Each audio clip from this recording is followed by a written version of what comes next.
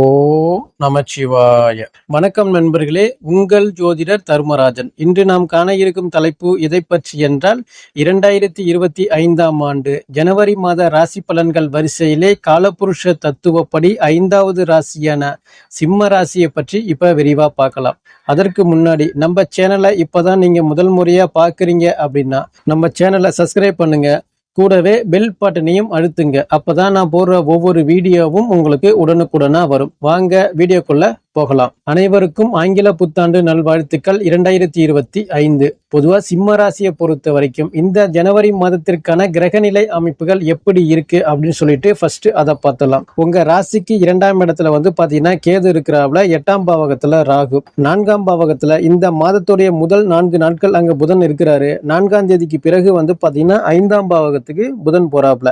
24ஆம் தேதி வரையும் 5ஆம் பாவகத்திலையும் 24ஆம் தேதிக்கு பிறகு 6ஆம் பாவகத்துக்கும் புதன் போறாப்ல. ராசிநாதன் சூரியனை பொறுத்த வரைக்கும் 14ஆம் தேதி வரையும் 5ஆம் பாவகத்திலையும் 14ஆம் தேதிக்கு பிறகு 6ஆம் பாவகத்துக்கு போறாப்ல. 7ஆம் பாவகத்துல சுக்கிரனும் சனியும் சேர்ந்து இருக்கிறாப்ல. 10ஆம் பாவகத்துல குரு வக்ரமா இருக்கிறாரு. விரயஸ்தானம் 12ஆம் இடத்துல பாத்தீங்கன்னா செவ்வாய் நீசம் அடைஞ்சு வக்ரமா இருக்கிறாப்ல. 21ஆம் தேதி வரையும் 12ஆம் பாவகத்திலையும் 21ஆம் தேதிக்கு பிறகு லாபஸ்தானம் 11ஆம் பாவகம் ரிவேஸ்ல செவ்வாய் போறாரு. இதுதான் இந்த மாதத்திற்கான கிரகநிலை அமைப்புகள். அப்படி இருக்கும் பொழுது இந்த சிம்ம ராசியை பொறுத்த வரைக்கும் உங்களுக்கு கண்டக சனி நடந்துட்டு இருக்கு. அதாவது என்னதான் உங்களுக்கு கண்டக சனி நடந்துட்டு இருந்தாலும் இந்த மாதத்தை பொறுத்த வரைக்கும் உங்களுக்கு கிரகநிலை அமைப்புகள் அப்படிங்கிறது ஓரளவுக்கு நல்லா வலுவாவே இருக்கு, ஓரளவுக்கு பாசிட்டிவா இருக்கு. அதனால நற்பலன்கள் அப்படிங்கிறது உங்களுக்கு சிறப்பாகவே ஏற்படும். உங்க ராசிநாதன் சூரியனை பொறுத்த வரைக்கும் 14ஆம் தேதி வரையும் 5ஆம் பாவகத்துல இருக்கிறது அப்படிங்கிறது பாத்தீங்கன்னா முடிஞ்ச வரைக்கும் ஒரு மதிப்பு, மரியாதை, பேரு, புகழ் உயரக்கூடிய சூழ்நிலை உங்களுக்கு ஏற்படும். குலதெய்வத்துடைய அருள் ஆசீர்வாதம் கிடைக்கக்கூடிய சூழ்நிலையும் ஏற்படும். அதாவது முயற்சிகள் அனைத்தும் வெற்றி பெறக்கூடிய சூழ்நிலையும் ஏற்படும். ஆசைப்பட்டது அனைத்தும் நிறைவேறக்கூடிய மாதம் அப்படின்னு கூட இந்த மாதத்தை உங்களுக்கு சொல்லலாம். 2ஆம் பாவகத்துல கேது இருக்கிறாப்ல. 2ஆம் அதிபதி புதனை பொறுத்த வரைக்கும் 4, 5ஆம் இடத்துல இருக்கிறதால பாத்தீங்கன்னா அதாவது தனஸ்தானங்கள் உயரக்கூடிய சூழ்நிலை ஏற்படும்.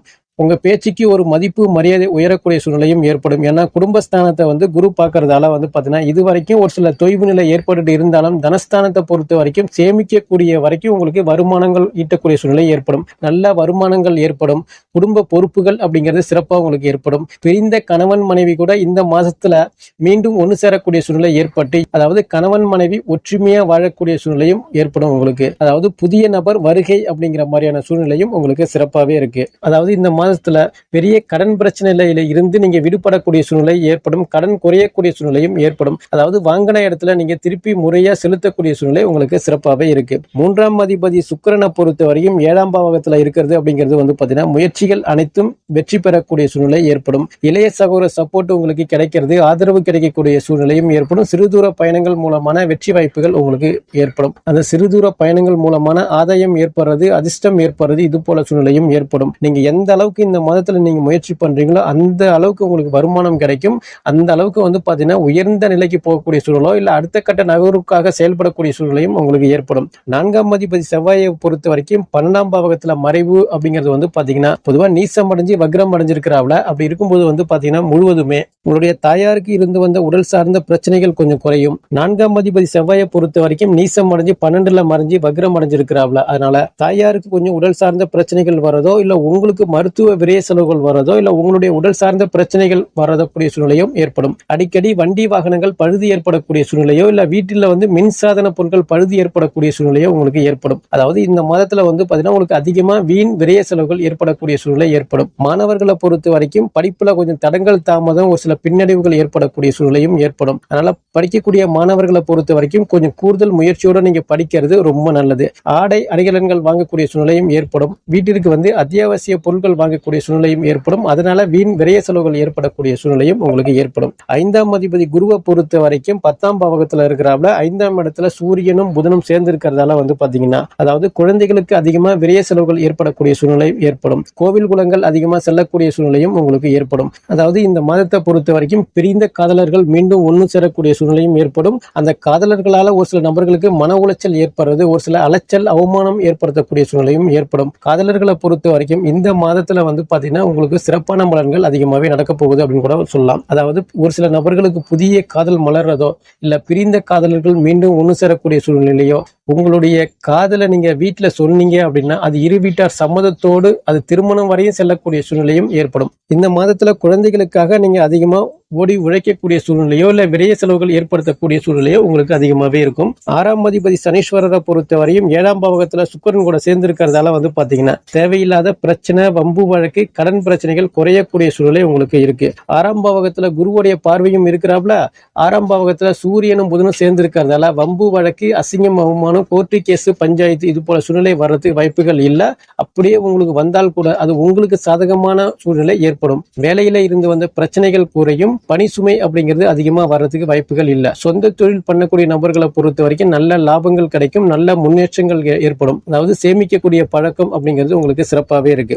7ஆம் அதிபதி சனீஸ்வரரை பொறுத்த வரைக்கும் சுக்கிரன் கூட சேர்ந்து ஆட்சி வீட்டுல வலுவா இருக்கிறதால பிரிந்த கணவன் மனைவி மீண்டும் ஒன்று சேரக்கூடிய சூழ்நிலை ஏற்படும். திருமணம் ஆகாத நபர்களுக்கு இந்த மாதத்துல கொஞ்சம் கூடுதல் முயற்சி பண்ணீங்கன்னா திருமணம் சார்ந்த விஷயங்கள் வெற்றி வாய்ப்புகள் உருவாகும். கூட்டு தொழில் செய்யக்கூடிய நபர்களை பொறுத்த வரைக்கும் கூட்டு தொழில ஒரு சில முரண்பாடுகள் ஏற்பட்டாலும் இந்த மாதத்தை பொறுத்த வரைக்கும் கூட்டு தொழில் மூலமான லாபங்கள் ஏற்படும், நல்ல பொருளாதார வளர்ச்சி ஏற்படும். உறவினர்களுடைய சப்போர்ட்டோ நண்பர்களுடைய ஆதரவு கிடைக்கக்கூடிய சூழ்நிலையும் உங்களுக்கு ஏற்படும். இந்த மாதத்தை பொறுத்த வரைக்கும் உங்களுக்கு பாத்தீங்கன்னா கூட்டு குடும்பமா வாழக்கூடிய சூழ்நிலை ஏற்படும். சுப விரய செலவுகள் ஏற்படுத்தக்கூடிய சூழ்நிலையும் ஏற்படும். அது ஒரு பக்கம் வீண் விரயங்கள் ஏற்பட்டாலும் ஒரு பக்கம் பாத்தீங்கன்னா மகிழ்ச்சிகரமான ஒரு சூழ்நிலை ஏற்படுறதுக்கு வாய்ப்புகள் அதிகமாவே இருக்கு. 8ஆம் அதிபதி குருவை பொறுத்த வரைக்கும் 10ஆம் இடத்துல இருக்கிறாப்ல. 8ஆம் இடத்துல ராகு இருக்கிறதால இடமாற்றங்கள் அப்படிங்கிறது பல நபர்களுக்கு ஏற்படும். அது வேலை மாற்றமாக இருந்தாலும் சரி, இல்ல வீடு மாற்றமாக இருந்தாலும் சரி, இல்ல தொழில் மாற்றமாக இருந்தாலும் சரி, ஒரு சில மாற்றங்கள் அப்படிங்கிறது பல நபர்களுக்கு ஏற்படும். 8ல ராகு இருக்கிறதால பாத்தீங்கன்னா திடீர் லாபம், திடீர் அதிர்ஷ்டம், பணப்புழக்கம் ஏற்படும்.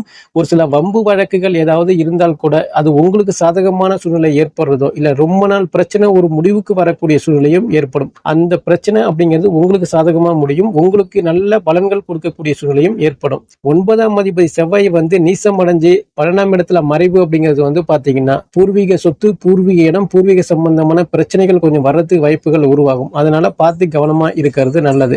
அங்காளி பங்காளி பிரச்சனைகள் வர்றதுக்கு கூட வாய்ப்புகள் உருவாகும். அதனால நீங்க உண்டு உங்க வேலை உண்டு அப்படின்னு இருக்கிறது ரொம்ப நல்லது. தந்தைக்கும் உங்களுக்கும் ஒரு சில மனஸ்தாபங்கள் வர்றது, ஒரு சில விரைய செலவுகள் வர்றது, ஒரு சில வாக்குவாதங்கள் வரக்கூடிய சூழ்நிலையும் ஏற்படும். அதனால முடிஞ்ச வரைக்கும் பூர்வீக சொத்து, அங்காளி பங்காளி பிரச்சனைகள், தந்தை வழி வர்க்கம் இதெல்லாம் ரொம்ப பார்த்து கவனமா இருக்கிறது ரொம்ப நல்லது. கல்லூரி படிப்பு படிக்கக்கூடிய மாணவர்களை பொறுத்த வரைக்கும் படிப்புல ஒரு சில தடங்கள் தாமதம் ஏற்படுறதோ கொஞ்சம் அவப்பெயர்கள் ஏற்படக்கூடிய சூழ்நிலையும் ஏற்படும். பார்த்து கவனமா இருங்க. அதாவது பாத்தீங்கன்னா எதிர்பாலினத்தினரும் பார்த்து கவனமா நீங்க செயல்படுறது ரொம்ப நல்லது. அதனால ஒரு சில அசிங்கம், அவமானம் ஏற்படக்கூடிய சூழ்நிலையும் ஏற்படும். பார்த்து கவனமா இருக்கிறது நல்லது. 10ஆம் அதிபதி சுக்கிரனை பொறுத்த வரைக்கும் 7ஆம் பாவகத்துல இருக்கிறதால வேலையில பிரச்சனை, வேலை செய்யற இடத்துல பிரச்சனை, பணி சுமை அப்படிங்கிறது பெருசா இந்த மாதத்துல வர்றதுக்கு வாய்ப்புகள் இல்ல.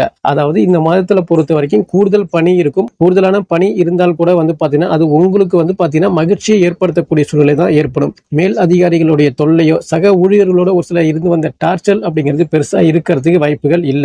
அதனால இந்த மாதத்தை பொறுத்த வரைக்கும் அரசு பணியில் உள்ள நபர்களை பொறுத்த வரைக்கும் கூடுதல் வருமானம் அப்படிங்கிறது இருக்கும். பணி சுமை அப்படிங்கிறது குறையக்கூடிய சூழ்நிலையும் ஏற்படும். தனியார் துறையில் வேலை பார்க்கக்கூடிய நபர்களை பொறுத்த வரைக்கும் உங்களுக்கு பணி சுமை அதிகமா இருக்கும். வேலையில ஒரு சில முரண்பாடான விஷயங்கள் நடக்கக்கூடிய சூழ்நிலையும் ஏற்படும். வேலையில்லாத நபர்களுக்கு நல்ல வேலை கிடைக்கக்கூடிய சூழ்நிலையும் ஏற்படும். வேலையில இருந்து வந்த பிரச்சனைகள் குறையக்கூடிய சூழ்நிலை இருக்கிறதால இருக்கிற வேலையை விட்டுட்டு வேற வேலைக்கு நான் முயற்சி பண்ணலாமா அப்படின்னு கேட்டீங்கன்னா நீங்க தாராளமா வேற வேலைக்கு முயற்சி பண்றது ரொம்ப நல்லது. ஒன்றும் பிரச்சனைகள் இல்ல. 11ஆம் அதிபதி புதனை பொறுத்த வரைக்கும் 4, 5ஆம் இடத்துல இருக்கிறதால பாத்தீங்கன்னா மூத்த சகோதரர்களோட அன்பு, அரவணைப்பு, பாசம் அப்படிங்கிறது உங்களுக்கு கிடைக்கக்கூடிய சூழ்நிலையும் ஏற்படும். 2வது திருமணத்துக்கு முயற்சி பண்ணக்கூடிய நபர்களை பொறுத்த வரைக்கும் 2வது திருமணத்துக்கு முயற்சி பண்ணீங்கன்னா கண்டிப்பான முறையில வெற்றி வாய்ப்புகள் ஏற்படும். அது சார்ந்த விஷயங்கள் வெற்றி அப்படிங்கிறது உங்களுக்கு சிறப்பாகவே இருக்கு. அதே போன்று இந்த மாதத்தை பொறுத்த வரைக்கும் சேமிக்கக்கூடிய பழக்கம் அப்படிங்கிறது ஏற்படும். அதனால குழந்தைகள் பேர்ல கொஞ்சம் சேமிப்பு தொடங்கினீங்க அப்படின்னா சிம்மராசிக்காரங்களுக்கு இந்த மாதத்துல சிறப்பான பலன்கள் அப்படிங்கிறது ஏற்படும். அதனால உங்க பேர்ல நீங்க சேமிப்பு தொடங்குவதை விட